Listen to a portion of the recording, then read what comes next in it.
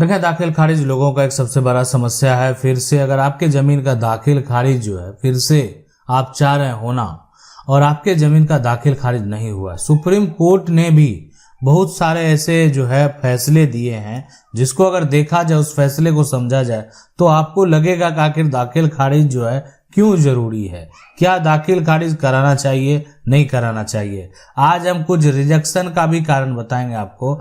आवेदक ने जो है आवेदन का आलोकन जो है किया, पाया कि आवेदन जो है पूर्व में ही निरस्त हो चुका है। जैसे क्या करते हैं, कुछ लोग मान लेते हैं जिनके पास जमीन है तो वो जमीन के लिए आवेदन करते हैं। अब आपका इसमें बहुत सारा सवाल भी है, उस सवाल का भी हम जवाब देने वाले हैं।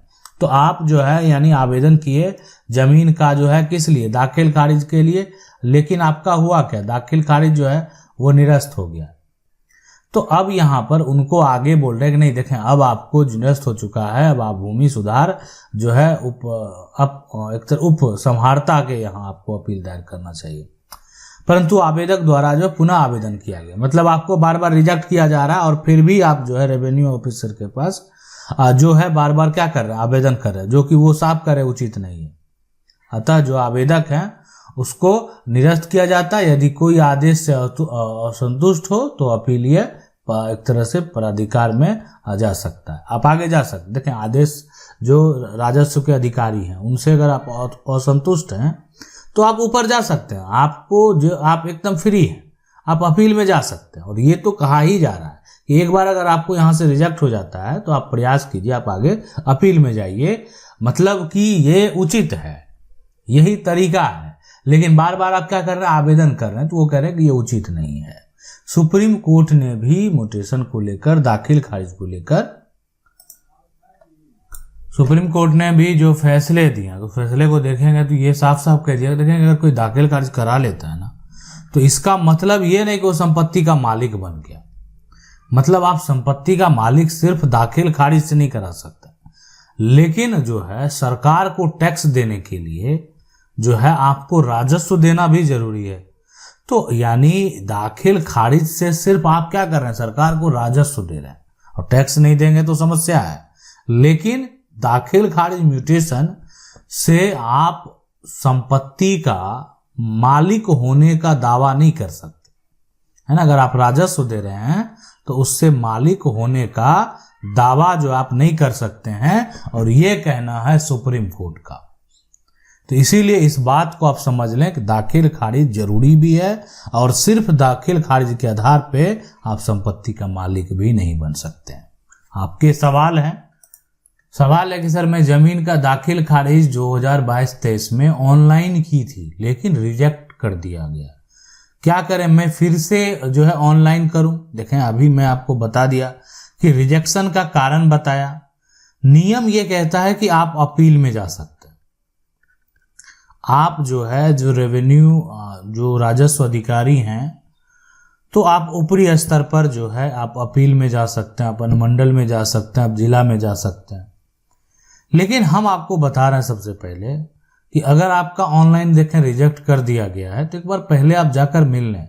और आज थोड़ी रिजेक्ट किया, अगर 22-23 का जो है बहुत पहले रिजेक्ट कर दिया है, तो फिर आपको जो है यहाँ पर आगे अपील में जाना चाहिए।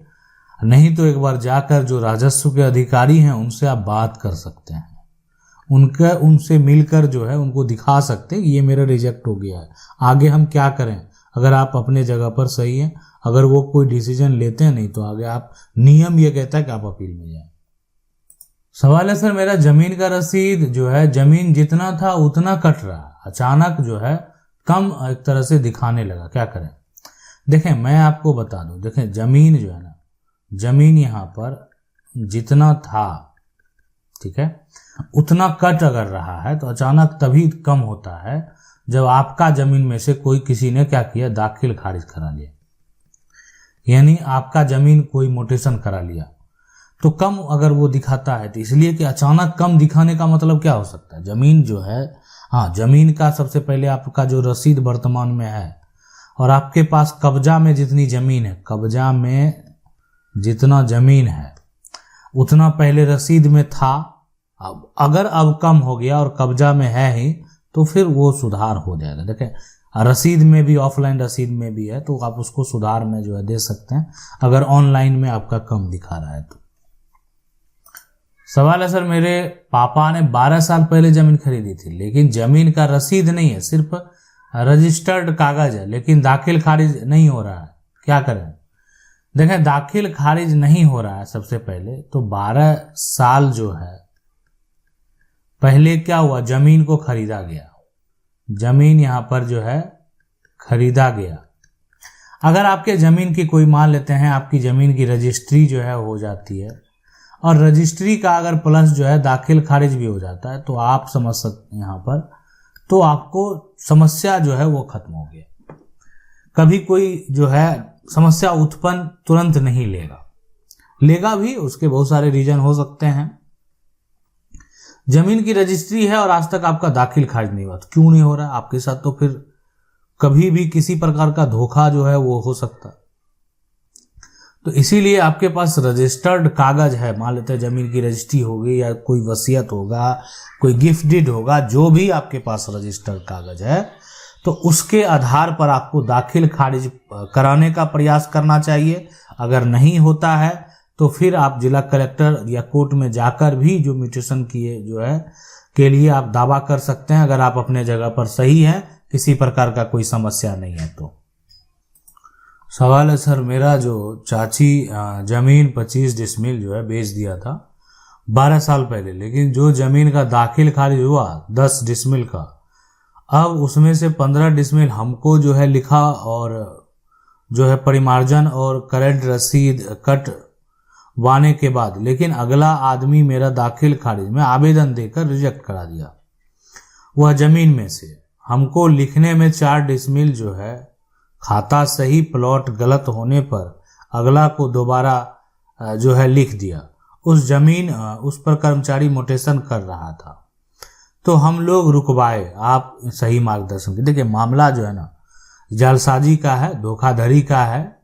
अगर गलत किया गया, देखें ये होता क्या है कि अगर अभी क्या हो गया कि 4 डिसमिल खाता सही, प्लॉट गलत होने पर, ठीक है, खाता सही है तो प्लॉट का जो नंबर है वो पोजीशन तो कहीं ना वो डिक्लेयर होगा, दूसरे कागज डाल दिया है, वो गलत डाल दिया है, ठीक है। अब वहां पर क्या हुआ कि आप क्या किए कि 12 साल पहले की बात है, जमीन का दाखिल खारिज हुआ 10 डिसमिल जमीन का, और 15 डिसमिल तो आपको फिर दे दिया जमीन, वो सब कुछ है। तो इसमें आखिर क्या होगा? देखें, इसमें अगर वो लगता है कि गलत कर दिया है, जमीन रजिस्ट्री में ही त्रुटि है, तो उसका सुधार जो है, सुधार आपको अब कोर्ट से करना, यानी उसका सुधार जो होगा भी वो कोर्ट से ही होगा, और कोर्ट से ही आपको उसका सुधार करना पड़ेगा। सवाल है सर, मेरे नाना जो है जिंदा है, पैतृक संपत्ति है, मेरे जो है माँ भी जिंदा है, और मेरे हिस्सा जो है वो लेना नहीं चाहती है, और मेरी माँ हिस्सा जो है जो है लेना चाहती हैं। कहाँ जो है जाता है? 12 साल तक जो है जिसका कब्जा होता है वही मालिक होता है, ये फिर भी दिक्कत है। देखें, एक सीधी सी बात आप समझ लें कि अगर जो नाना जो है वो जिंदा है, और नाना जिंदा, पैतृक संपत्ति है, माँ भी जिंदा है, मेरा हिस्सा लेना नहीं चाहती है, ठीक है, तो माँ हिस्सा लेना अगर चाहेगी तो ले सकती है, ना तो माँ के मृत्यु के बाद आप अपना हक का दावा कर सकते हैं, ऐसे नहीं। तो आज अगर माँ मान लेते हैं हक त्याग कर देती है, सपोर्ट कर देती है, फिर आप हिस्सा भी नहीं लेना पड़ेगा आपको, हिस्सा आप चाहकर भी नहीं ले पाएंगे, ठीक है। तो इसीलिए 12 साल तक देखें, कब्जा वाली बात यहाँ पर जब बात हक की होती है, जब हकदार होता है, जब हिस्सेदार होता है, तो वहाँ कब्जा कोई मायने नहीं रखता है।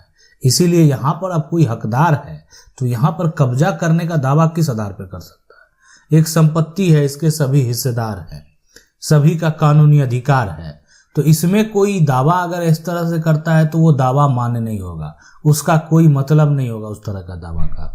इस बात को आप समझ लें। तो आपके नाना की संपत्ति है, आपकी माँ अगर चाहे जब भी शेयर लेना, पैतृक संपत्ति है, हक लेना, तो वो ले सकती है। आशा करते हैं वीडियो अच्छा लगा होगा। वीडियो को लाइक जरूर कर दें। चैनल को पहली बार देख रहे हैं, सब्सक्राइब करके जो बेल आइकन है उसको जरूर दबा लें। मिलते हैं अगले वीडियो में, तब तक के लिए जय हिंद।